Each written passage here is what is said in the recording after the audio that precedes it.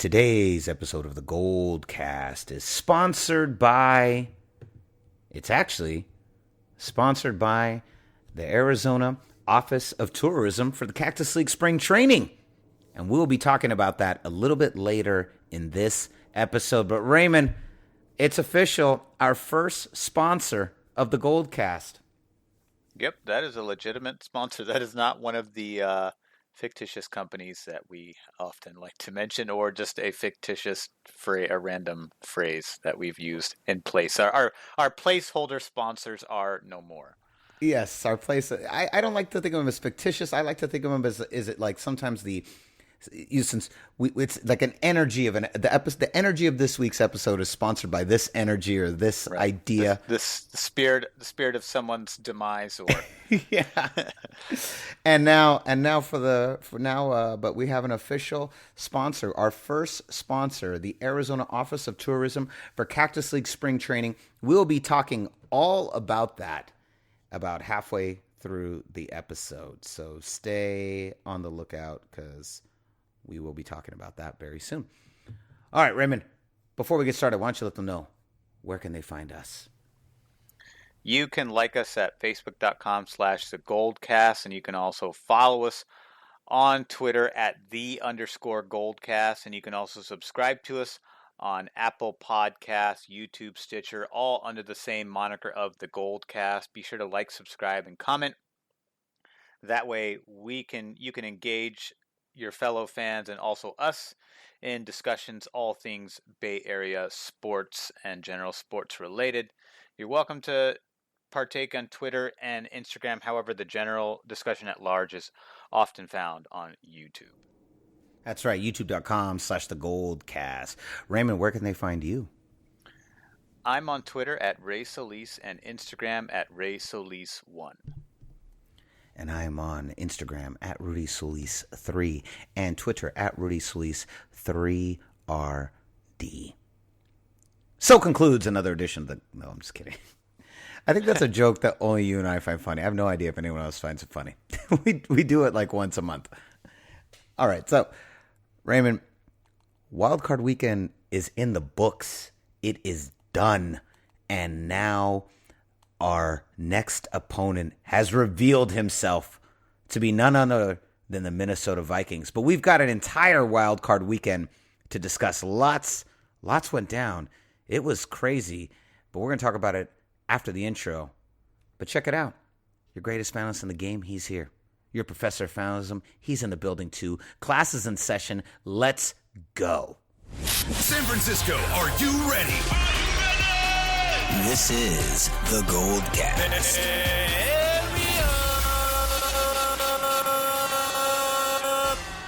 Boom! Welcome to another edition of the Gold Cast. We are the voice of the Bay. I'm your host, Rudy Solis III, and with me is my brother, my co-host, Raymond Solis the First, baby. Boom! Raymond, let's start with the game that had the most implications for the San Francisco 49ers. Ray, I don't know. I believe you and I were 0 for 4 this weekend on our playoff predictions. We got roasted. We did. However, the one game I was hoping to be wrong about, I was wrong about. So I was right while being wrong. Oh, that is some manipulation like no other. So, I'm assuming, what was the game in question for you that you wanted to be wrong about? The Patriots game. Yes. You know, I wanted to be wrong about that one too, but the game I kind of really wanted to be wrong about was the Vikings and the Saints. I just wanted to feel what the Patriots have gotten to feel. I wanted to feel the full advantage of being the number one seed and having to play the lowest seed. I wanted to feel that advantage, and we got it. We definitely got it. The Minnesota Vikings upset in stunning fashion. They upset the Saints. Final score 26-20 in favor of the Vikings.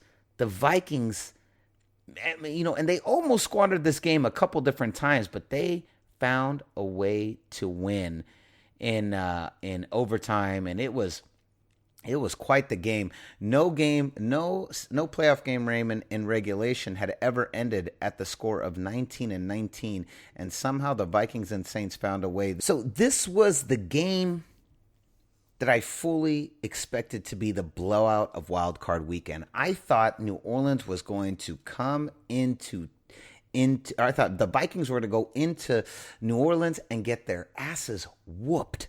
That's what I thought. I thought they were just going to get ripped apart, and they did not. They did not. They almost squeaked it away at the very end.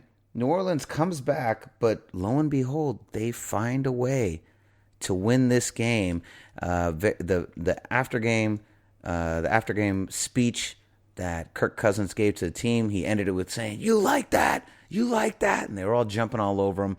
A very good feel-good moment for that fan base, for that team. The New Orleans Saints, everyone's been talking about this.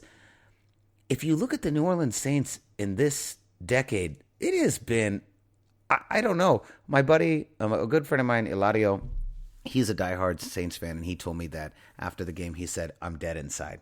That's what he sent me a text. It said, "I'm dead inside."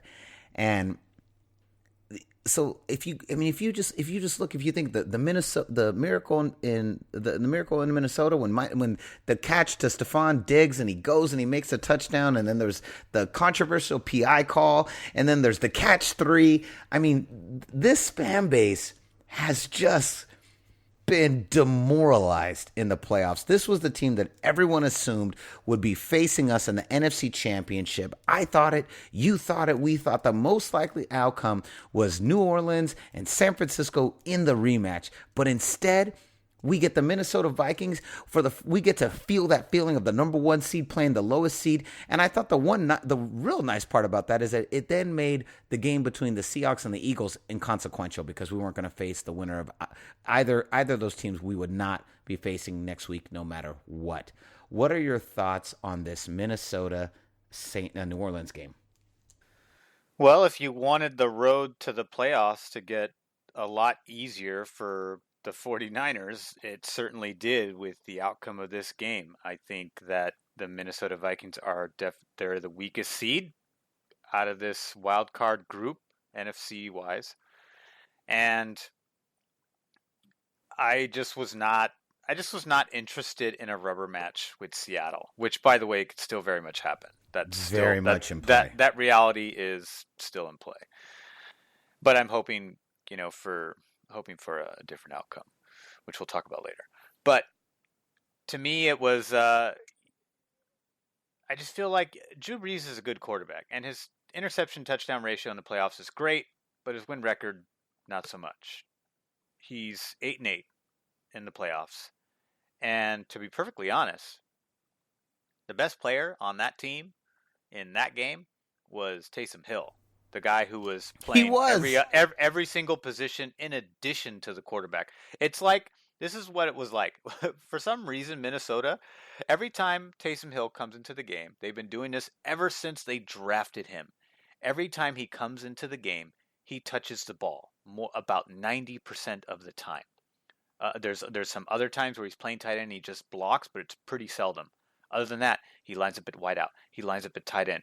He lines up in the backfield. He lines up at quarterback. He's a jackknife. He's just an insane athlete. He's like what Tim Tebow, what Tim Tebow could have been.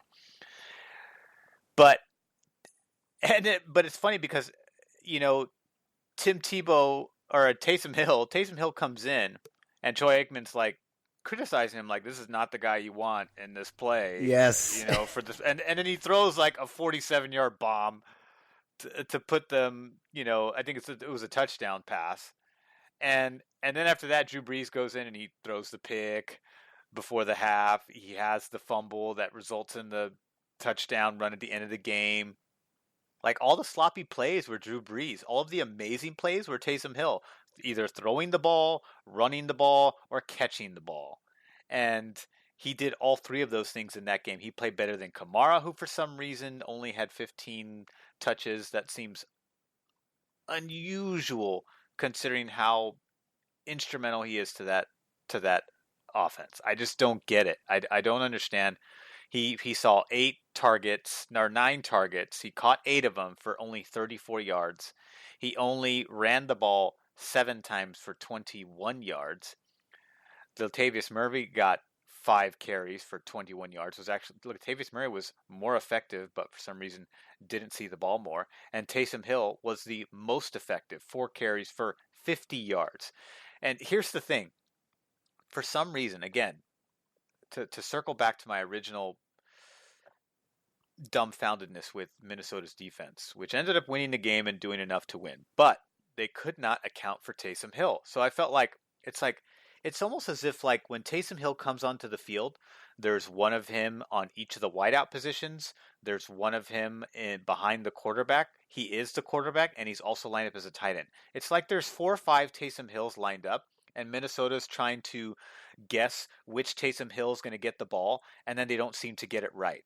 But the reality is there's only one Taysom Hill, and when he's in there, he's going to get the ball, and they kept missing him. They just kept missing him every time he was in the game. And I'm just like, how boneheaded is the defensive coordinator, who I think is Mike Tice, if I'm not mistaken, the former head coach of, I forget, some team, and it didn't work out. That's how uneventful his head coaching career was. So it was very short-lived. But it kept blowing my mind, and I kept yelling this out loud. I was like, ball's going to Taysom Hill. Ball's going to Taysom Hill. And they just couldn't stop him. In fact, Harrison Smith, a safety that I really enjoy watching play because he's a 5-time Pro Bowler, arguably a 6. I think he got snubbed in 2014. He had 5 picks, 90-something tackles. He was amazing. But Harrison Smith on that touchdown catch that Taysom Hill gets, for some reason he thinks that it's going to be like a running play or something like that, and ends up like watching the quarterback, and he loses Taysom Hill, and then Taysom Hill burns him and catches the ball. So it ended up a surprising win to a team that I thought wasn't going to win, but the better team won. Vikings made more plays. Kirk Cousins was okay, but then at the very end, when you need to make plays, he did it. He made 2 back-to-back throws that won him the game. And yeah, he has every right to do his little 3-word chant. You like that? He did it. He did it. And now we face the Vikings. That, I can't believe it. And I have a little bit of concern about this team. I have some concerns, and I want to talk about that. I want to talk to you about what I'm concerned with this team. What about this team makes me nervous? But first, let's take a quick break and hear a word about our sponsor, the Arizona Office of Tourism. Let's go, baby. Today's episode of the Goldcast is sponsored by the Arizona Office of Tourism. Hey, 49ers faithful, guess what?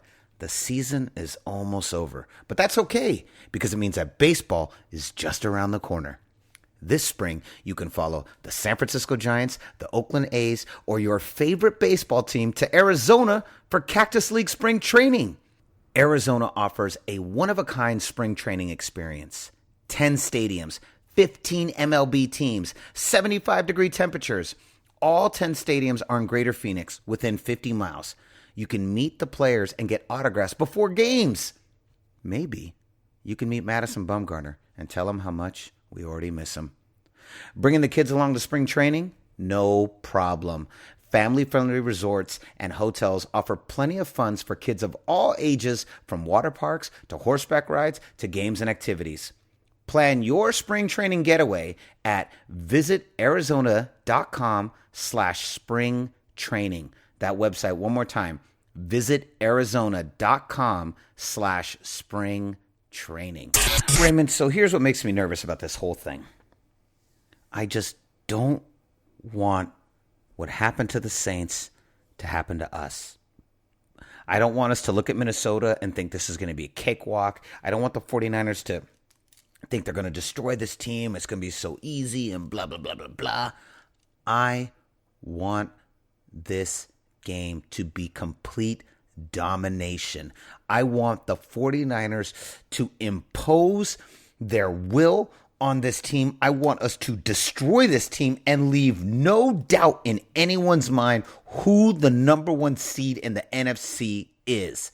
That's what I want to happen. I want Kyle Shanahan to have these guys so prepped. I want that defense, now that they're healthy, to be so ready and on the attack. I want Kirk Cousins to get sacked 6 times. I want this team to do what it was built to do. I want us to look like the defense at the beginning of the season mixed with the offense of the end of the season. And I want us to crush this team and tear them apart limb from limb. And I am afraid that that's not going to happen. Make me feel better. Because if I feel this, someone else from the Goldcast feels this. I don't see that happening. I think, look, here's the thing. Minnesota, Drew Brees made some bad plays, but they were also not protecting him well, and the Saints couldn't stop the Minnesota running game.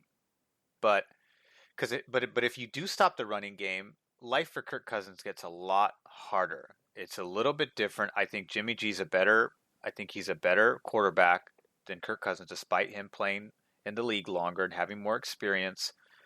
I just think that Jimmy G in this offense has really hit his stride in midseason and has really kind of been really played at a top flight caliber in the second half of the season. And if it comes down to a duel, I just trust Jimmy G more than I do Kirk Cousins. And a lot of it has to do with coaching too.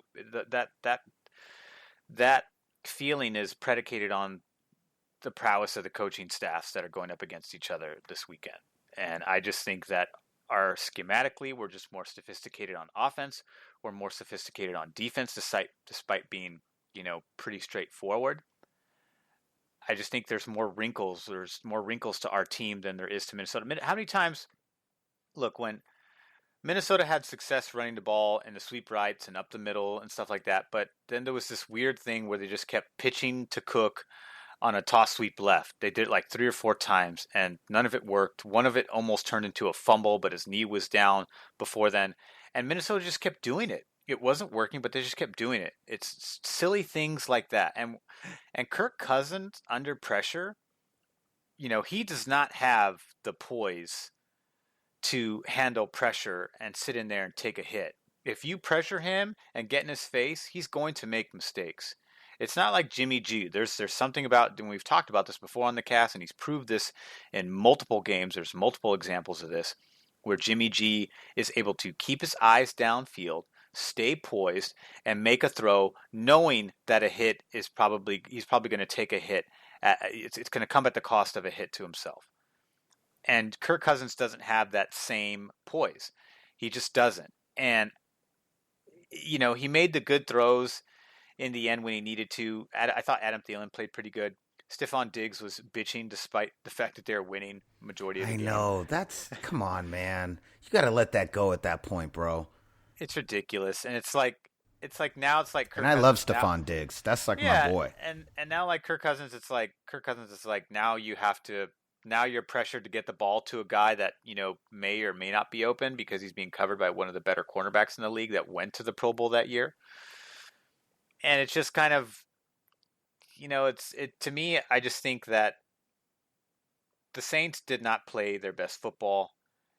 And even when we don't play our best football, we still find a way to win, which is one of the reasons why we were 13-3. Not to take away anything from the Saints because they obviously had the same record, but I just think that if it comes down to mistakes and overcoming that kind of adversity within a football game to pull out a win, the Niners are more battle-tested and better suited to handle that kind of adversity than the Saints have been. I think we won the last 5 straight games all in the final 2 minutes. Well, with the exception of the Atlanta loss and the Ravens loss and the what was the other one? The Seattle loss. Yeah, Seattle. I'm just talking the last 5 games. Well, we lost against the Falcons and the Ravens in the last 5 games, but we still beat the Rams. In the last seconds, we beat the Saints. In the last seconds, we beat Seattle in the last seconds. So we're 3-2 in that stretch. But overall, with a lot of the close games, I think we were like 5-3 or something like that. But that's part of the point. And even in the 8-0 first half start, it was very similar too, where we are winning games by blowouts. We are winning games where the offense was throwing picks or fumbles, and we were overcoming that way through defense. We were overcoming games when the defense was struggling and the offense had to air it out, either in a shootout or just air it out more often than they didn't. We've won games where the running game wasn't really clicking and we had to rely more on the passing. We've won games coming from behind. We've won games coming from behind late in the quarter. We've won games coming out of a tie in overtime. So we've just seen every wrinkle. And Kirk Cousins, he's got some jitters. He's got jitters that he deals with. And, he's like, he's not as bad as, say, like, as bad as like Josh Allen was in the second half of that game, which we'll talk about. Man. But, Kirk Cousins, he's got some, my point is he's vulnerable and he's ratable. You can rattle him. I think he's much more easier to rattle than Jimmy G because Jimmy and I just think we have a little bit more weapons. Look, the Vikings running game, there's not like a 1-2 punch there. It's a one punch from Dalvin Cook, and sometimes, depending on Cook's health, you will see Alexander Mattison. That's it. We have 3 running backs that are all over 544 yards.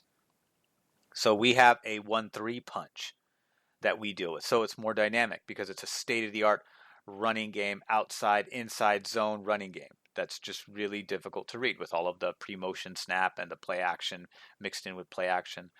We have the better tight end because we have the most dynamic tight end in all of football versus Kyle Rudolph, who only came on really in the latter, I'd say, quarter of the season. We also have, I believe, a more legitimate 1-2 receiver. Adam Thielen played a better game this game today, but he's been largely absent for most of this season. He hasn't been himself, Adam Thielen, of last year. He's been injured most of the time, but he did play well in this game. He did have a good game. I will give him that. And, he was definitely the leading receiver here. He didn't get the end zone, but he was targeted 9 times. He caught 7 balls for like 129 yards. So he definitely outplayed Stephon Diggs. Stephon Diggs is kind of the, I would imagine Stephon Diggs is going to be covered by Richard Sherman, and Adam Thielen's probably going to be covered by either Witherspoon or Emmanuel Sanders, or Kawan Williams. Not Emmanuel Sanders. You said Emmanuel. Emmanuel Mosley. Yeah. So, but we have, speaking of Emmanuel Sanders, we have Emmanuel Sanders and Deebo Samuel, who I think are, and George Kittle. Well, I mentioned George Kittle because in comparison to Kyle Rudolph, but I think that the 1-2 punch of Emmanuel Sanders, who, by the way, has won at the highest level and has way more experience than anybody else in that wide receiver core, but the combination of him and Deebo Samuel is a healthier, more versatile combination than Stephon Diggs or Adam Thielen, even though Adam Thielen is coming off of a good game. Because Stephon Diggs, he can move chains, but he's not the same chain mover as a healthy Adam Thielen is. Stephon Diggs is your big play, deep threat guy. Yeah, he's your north-south runner. He's Brandon Cooks on the Rams. Yeah. He's that guy. He's like a premium version of Torrey Smith, is how I would describe him. That's fair. And I just think, and if you look at the receiving yards overall for the Vikings, he's the primary horse there. The next best receiver is Dalvin Cook with like over 500 receiving yards. So their legitimate number 2 isn't even a wide receiver. It's the same guy who's getting the lion's share of rushing attempts. Yeah. Which is why I think your defensive scheme has to revolve around stopping Dalvin Cook, because he is pivotal in the running game and pivotal in the passing game. And if you take those two things away from Kirk Cousins, he's just going to have a hell of a time getting the ball downfield. I just don't see it happening if you take out Dalvin Cook. If you let Dalvin Cook hang in there and do what he did against the Saints and get 94 yards and 2 touchdowns and 28 carries, then yeah, they've got a legitimate shot at beating us. But hopefully they will not, and we will have a full preview episode of that later on in the. I know that was a pretty generous preview you guys already got. Yeah, seriously. Yeah, that was for free. You're welcome. All right, Raymond. So Let's talk about the other NFC team, Seahawks and Eagles. My God, how many breaks must constantly go the Seahawks way? I hate this team so much. 17-9. Jadeveon Clowney, dirty hit on Carson Wentz, takes him out, and they That still never got almost called. they almost lost to the Eagles. They did. They did not look that great. They both scoreless in the fourth quarter. But oh my God, the amount of just opportunity that lands on the laps of the Seahawks is insane to me. Marshawn Lynch, as we had accurately predicted, has been a shell of his former self, has not really done anything in the 2 games he has played. They talked about getting him, quote-unquote, more involved. Don't really know what that means. But Russell Wilson, Russell Just Muscle, means he's Hustle, going to get and more Bustle. carries inside the 5. Yeah, basically. That's basically all he's good for at this point, which, I mean, hey, whatever gets you the win. Seahawks win a down and dirty, ugly game, 17-9. What are your thoughts on this game? This was the sloppiest game of all of Wild Card Weekend, and to me, it starts with the Eagles, who I really thought had a legitimate chance of winning and almost won with a 40-year-old Josh McCown, who I haven't seen in years. I didn't even know he still played. I seriously didn't. I didn't because I knew there was no Nick Foles because we all know he went to Jacksonville and that didn't work out too well. But so I didn't know who the backup was. And when I saw Carson Wentz going out, I was like, this is now going to haunt Carson Wentz until he delivers, because he did not deliver that Super Bowl. He got them there via the regular season record into the tournament, but Nick Foles is the one who led the charge and bested Tom Brady in that championship game, and bested him beautifully, I might add, and earned himself a starting position on another team, even though he's like one of those players that's like mediocre in the regular season, but in the playoffs for some reason turns it on. Like Cody Ross for the Giants. Cody Ross was average, almost below average in the regular season as a ball player, but in the playoffs he was just a monster. He was an Albert Pujols, a Jason Giambi. He was just an insane high percentage slugger. He was just out of control. That's how Nick Foles is. So it's like, what you should do is just get a good quarterback that can get you through the regular season, a serviceable quarterback. And then when you get to the playoffs, you throw in Nick Foles, and then you should have a lot of success. But to me, Seahawks, they had no running game because this Eagles defense was depleted, and the offense was hurting. But they had no running game. Russell Wilson was the most effective runner on this team. He rushed 9 times for 45 yards, and that was considered good between these two teams. Although Miles Sanders, I thought, played well, and Boston Scott also played well, and Josh McCown, in the few times that he ran well, but didn't run.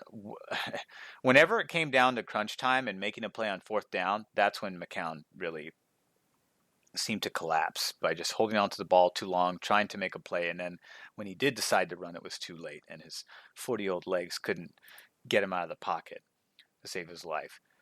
But yeah, this game, it was inconsequential, so I kind of enjoyed it. It was annoying to watch the Eagles lose, but it was still like satisfying to watch the game knowing that we weren't going to face them as the first opponent off of the regular season, that we would get a fresh, a new look at a different opponent and then possibly see them again. I don't think we're going to see them again.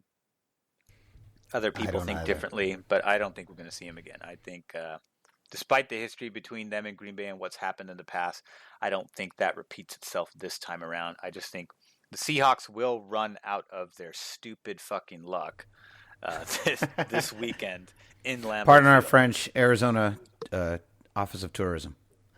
Yes. But go ahead, as you were saying. No, that's it. I think their luck runs out, and this game was ugly from top to bottom. Carson Wentz now is going to have now officially has a monkey on his back, where he just, for some reason, just is too soft when it comes to playoff time and is not able to keep himself in there. So we'll see how. He's a really hard time going a full season. Yeah, well, his problem is he plays recklessly, and when you're missing as many pieces as the Eagles are, Carson Wentz's mentality is, take it all onto my shoulders and I'll try to do it, even though he's not capable of doing that. No one player is. but that's just how he's wired. And coaching needs to rein that in and develop some better techniques if he decides to go off script and run on his own, because he's not as he's not as big as like a Cam Newton or something like that, who can take took a plethora of just brutal hits that have finally caught up to him, but because of his size, was able to sustain a lot of crazy hits for a long time. I thought he was going to snap in half, but he's so damn big and strong that he overcame majority of those. But it's finally caught up to him where he's going to have to figure out a different style of play, because that style isn't going to work, and there's no guarantee that Carolina's going to bring him back. Although Kyle Allen really tanked out the latter half of the season, so I don't know if they're completely sold on him. Maybe Tom Brady ends up there, but we're getting ahead of ourselves. Maybe let's breeze through what was an exciting game, but in the end pretty inconsequential for us, and just I think inconsequential to the greater playoffs of laws. Bills Texans. I think the best play, of course, was the double. The two defenders for the Bills literally sandwiching Deshaun Watson, and then Deshaun Watson spinning out, and somehow he's still on his feet, and he rushes down to get them into field goal range, and the Texans kick a field goal, and they win 22-19 in overtime. A very exciting game, as far as just the level of play was not the highest, but it was an exciting game, and Deshaun Watson really, really kind of cemented himself as just a force of a quarterback in overtime. What did you think about that final play? Frustrating from a technique perspective, because you really had him dead to rights, and you just kind of let him. I feel like he just dripped off of Deshaun Watson when all he had to do was just kind of stay wrapped. You can still drip off a player if he's that good and that physical, which Deshaun Watson is. But as soon as you get a hold of an ankle, that's it. You can stop him, and they didn't do any of that. They let him roll out on his own, off script, and that was fourth. That was fourth down too. You stop him there, that's turnover on downs. You got a shot to win. And I thought Josh Allen played well in the first half, but once they fell behind, there was like this really just this really anxietal panic in Josh Allen, where he just didn't seem like he was able to stay poised, and the moment got to him where he wasn't able to rally his team properly, and he had that boneheaded lateral that just didn't make any sense. It's like, hey, if this was the last play of the game, I get it, but you didn't have to do that. Just go down and then you're fine. You almost gave up the ball in that play. And so I really thought that they were going to win, and they really were in a position to win, but the Bills, in my opinion, beat themselves. They beat themselves, and Houston took advantage of that. And Houston's got a tough game next week that I don't think they're going to overcome. But, credit to them for winning a really a tough game that wasn't easy by any stretch. I mean, Watson was sacked all day long. The pressure was there. The running game was actually pretty decent from Carlos Hyde. But so they were a little balanced. Deshaun Watson had to run a lot more than I think he was liking to, but there just wasn't the coverage downfield from the Bills was excellent. Here's the thing. The Bills defense showed up. They were consistent for pretty much the entire game and really forced Deshaun Watson to either run or to make, contested throws. And some of that resulted, that resulted in, some not so, there was a fumble. There was some forced fumbles, couple forced fumbles there by, I think it was Mike Adams and Whitney Merciless on the Texans side. And then on the Bills side, I know there was also Tre'Davious White, the all-pro corner, got a big turnover from DeAndre Hopkins, who hadn't done anything. And then on his first or second catch, knocked the ball loose. So that, the Bills have just played, I thought they played a really good game. They had a ton of TFLs. I think they sacked Deshaun Watson, 7 times? So, 7 times usually gets you a win. 3 times, 5 times usually gets you a win from a defensive perspective. But that's what I mean when I say I think the Bills really kind of beat themselves. Because if you sack Deshaun Watson 7 times in any other game, he's not going to come out with a win. And he's not going to come out with good numbers. He threw for less than 250 yards, which is not his usual output. He was effective in terms of completion and attempts, 20 for 25, but that was not, he had to run for his life pretty much all game, and 7 times he was not able to do that. So credit to them, but the Bills really disappointed me. They did have the game at a certain point. They were up 13-0 in the third quarter, and really could have put the Texans away, but just allowed them to keep hanging around. And then once they fell behind, Josh Allen just became he's just like a deer in the headlights. It just wasn't working. Just wasn't working at all. No, he made a lot of mistakes at the end and almost cost him the game earlier than necessary. Now let's go to the final game, and perhaps the game that had the biggest implications league-wide. Titans, as most people predicted, and you and I were not ready to go down with that ship, and I still stand by the fact that we did not go down with the ship. The Tennessee Titans do, in stunning fashion, or predictably, depending on who you're talking to, defeat the Patriots 20-13. And now it looks as though Tom Brady may be a free agent, which is I never thought I would say. What are some final thoughts on this before we roll out of here? Derrick Henry's the man. He was on my fantasy team this past season, and he was so consistent. I think I took him out of one game due to injury, and the other time I took him out was because of the bye. Other than that, he was an every game starter. And do you think he's going to be the number 1 draft pick in fantasy next year? There's a good chance. He's winning the rushing title this year. He had over 1,500 rushing yards and had 13 touchdowns. He was just a beast. He had 182. He was their offense. Ryan Tannehill was 8 for 15 for 72 yards with 1 touchdown and 1 pick. Derrick Henry, every time Ryan Tannehill would make a boneheaded play, the offense would just go right back to handing off to Derrick Henry. And that's what I kept saying the whole time. I was like, the passing isn't working. They just need to throw to Derrick Henry and they'll be fine. Because the secondary of the Patriots is just too damn good, but they don't seem to have any answer for Derrick Henry. So if they just let him run the ball, and it's funny because they were all on board with that same consensus, but that same strategy. But the problem was you can't give it to Derrick Henry every single play, but it was damn near close to it because you just had but they wanted to try. They wanted to try. You had to give them some rest, and in between those rest plays, you had those throwing plays, which was just ugly. 72 yards from Ryan Tannehill, who's played really well since Mariota got benched. I don't know. By the way, I don't know why Mariota went into the game. He went into 1 or 2 plays and handed off and made a passing attempt. It was really weird. I was like, why is Mariota in the game and why is he throwing that ball for 4 yards? Maybe it was their attempt at trying to mess with the Patriots. Who knows? Who knows? But you're not intimidating or confusing anybody with Marcus Mariota. In fact, you're encouraged. That's a good sign if you're a Patriots fan. Thank God the worst option is in the game. Perfect. So yeah, you're just opening the door for a major mistake and to just end up with a lot of pie on your face.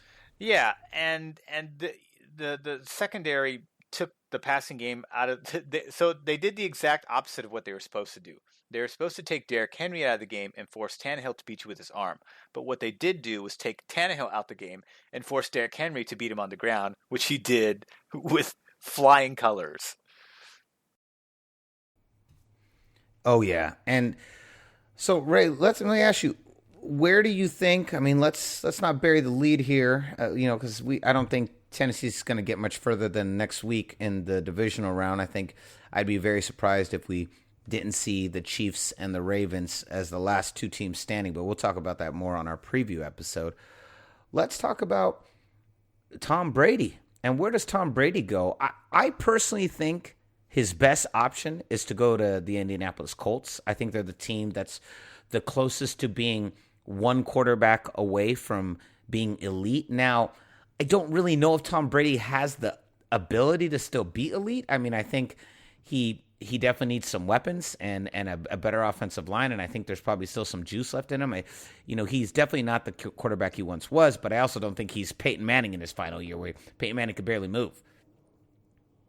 So what do you think? What do you think is there's Los Angeles Chargers and also Carolina Panthers have been thrown out there. That's what I think. I think the best market is the Chargers. I just don't know if uprooting his family and bringing him to LA is something that they're all going to be on board with. Because at this point, they've been in New England his entire career. They're super settled in over there. I don't know how old his kids are, but I just know that you can either stay on the East Coast and just move, laterally, or you can go across the country and, make a much more dramatic shift and join California. I don't, because, and the only reason I say that is because there's a lot of legitimate weapons on that San Diego offense. They just need to get the defense in order. But you've got Austin Eckler. I don't think Melvin Gordon's going to be back, but if he was there, that would be another option for him. He has Keenan Allen, who's a great receiving threat. You have Mike Williams, who wasn't able to put up the 10 touchdown performance that he did last season, but still came on strong in the second half of the season, was able to kind of come over some injuries and play to the level that everyone expected him to play. It was just too little too late by the time he came on. So you've got some legitimate options there. You just have to, you have to decide, he would just have to decide whether that's the right option or whether another option. I don't think Jacksonville's an option, although that would be a nice one if it was available.